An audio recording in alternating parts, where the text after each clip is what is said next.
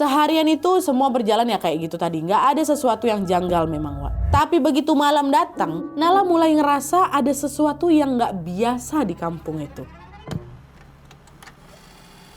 Jadi sepulang dari masak-masak atau ngerewang tadi, Wak, ibu Nala sama nenek baliklah ke rumahnya Pak Aji untuk mandi istirahat ya kan. Barulah mendekati maghrib, mereka balik lagi ke rumahnya Kak Maya karena mau nonton hiburan, Wak, yang memang sudah disiapkan sama keluarganya mempelai. Jadi ada macam organ tunggal lah dia, ada tarian adat sampai pantun-pantun khas Melayu di situlah gitu. Nah, karena jarak dari rumah Pak Aji sama Kak Maya ini nggak terlalu jauh, mereka memilih untuk jalan kaki dari rumahnya Pak Aji. Bu Lilis sama kedua anaknya juga ikut, Wak, sama rombongan mereka ini. Jadi total ada 6 orang ya, ada Nala, ada neneknya, ada mamanya, ada Bu Lilis, ada sama 2 anaknya Bu Lilis. Pergilah mereka dari rumah nih, jalan kaki. Di pertengahan jalan, Nala ini nggak sengaja ngelihat ada satu rumah yang lumayan unik. Katanya rumah itu bentuknya nggak rumah panggung, Nat, tapi dindingnya udah dari batu bata, bukan kayu ya. Terus cat dari rumah itu yang paling bikin mencolok karena warnanya warna hijau neon, Wak, semenyala apa itu kan. Cuman lampu rumah tuh mati.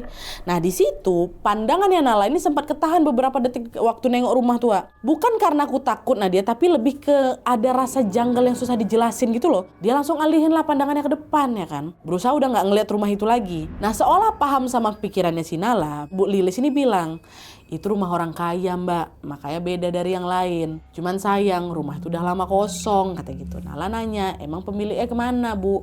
Bu Lilis jawab, lagi dirawat di rumah sakit, Mbak, tapi gak sembuh-sembuh. Sebenarnya kemarin tuh sempat ada tuh keluarganya yang nunggu rumah ini, tapi cuma betah sehari aja, Mbak. Abis itu gak ada lagi yang berani tinggal di sana, gitu.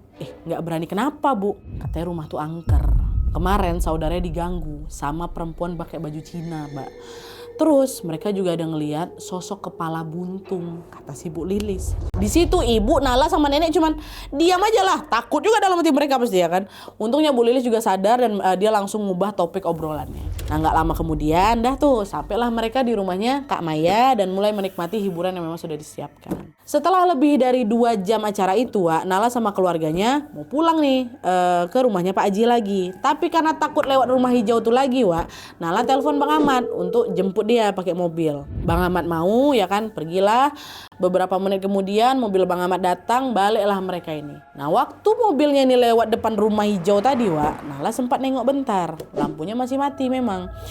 Tapi entah kenapa, Nat, perasaan aku tuh makin gak nyaman gitu, makin gak enak gitu kan. Udah mulai agak deg-degan nih. Nah gak lama mereka sampailah itu di rumahnya Pak Aji. Nah di saat mereka sampai, Wak, rombongan keluarga Nala yang lain yang dari Jambi ini nyampe juga di sana. Jadi memang ada 2 rombongan. Nah jumlah rombongan kedua ini lumayan banyak. Ada mungkin sekitar 10 orang. Nah kami kan bertujuh pertama. Termasuk adik kandungnya Tante Sarah, namanya Om Boris. Tante Sarah yang ikut dari rombongan pertama yang 7 orang tadi. Om Boris yang di rombongan kedua. Baru aku turun dari mobil, Nat, tiba-tiba Tante Sarah manggil. Nala, sini, Tante mau cerita, katanya. Cerita apa, Tante? Perasaan Tante kok gak enak ya? Loh, gak enak kenapa? Jadi pas di perjalanan ke sini, rombongan Om Boris ini katanya dihadang, Nala, sama kucing. Bentuknya aneh kali.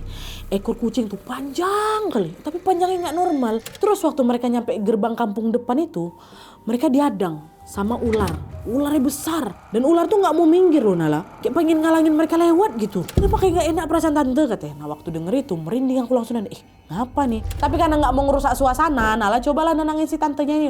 Udah Tante, cuman kebetulan aja, namanya juga di kampung, pun kita juga lewat hutan-hutan juga kan, wajar aja ada binatang-binatang kayak gitu. Udah Tante nggak usah mikir macam-macam, fokus aja, besok kita ada acara loh gitu kan, kata si Nala. Dah Tante Sarah diam aja, nggak memperpanjang lagi obrolan itu. Cuman di situ juga Tante Sarah udah nggak enak perasaannya. Nah nggak lama mereka bubar, masuk rumah, ngobrol bentar, istirahat supaya besok nggak telat acara pernikahan Bang Benny kan. Dah. Besok sekitar jam 6 pagi, Nala sama rombongannya pun datanglah ke acara nikahannya Bang Benny sama Kak Maya. Akad nikahnya berjalan lancar, Wak, dan mereka pun akhirnya resmi menjadi suami istri. Setelah itu acara ya lanjutlah sampai siang, ada resepsi, ada rangkaian acara keluarga juga. Masuk di malam kedua nih, besoknya nih, sekitar habis Isya, Nala sama rombongannya balik lagi ke rumahnya Kak Maya karena ada pengajian. Nah di kampung itu, Wak, memang ada rangkaian khusus buat acara nikahan gitu loh, Wak, dan di sana biasanya memang pengajian itu diadakan setelah mempelai ini resmi jadi suami istri gitu. Udah habis ngaji, mereka balik lagi ke rumah Pak Haji buat istirahat. Nah karena yang nginap di rumah itu rame kali kan, ada bertujuh tambah lagi 10 orang, jadi mereka Tidurnya berjajar Wak. Nala tidur di dekat dinding, sebelahan sama ibu, sama Tante Sarah, sama anaknya Tante Sarah. Sementara yang laki-laki banyak yang tidur di teras, bergelimpangan mereka di situ. Nah pas baru mau pejam mata tuh Nadia,